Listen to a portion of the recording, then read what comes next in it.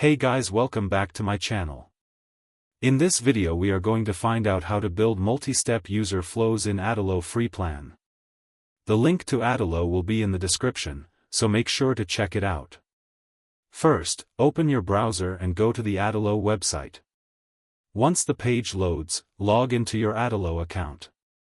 After logging in, open the app where you want to build user flows. Now plan the steps of your user flow, such as login, form, and confirmation. Click on Add Screen to create the first screen of the flow.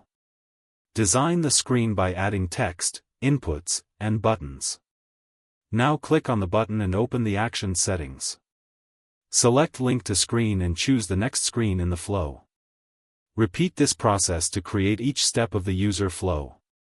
Pass data between screens using form inputs and database actions if needed. Use clear button labels so users know what to do next. Click on Preview to test the flow from start to finish.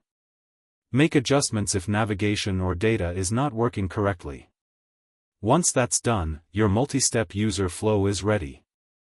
I hope you liked the video. Don't forget to share and subscribe. See you in the next one.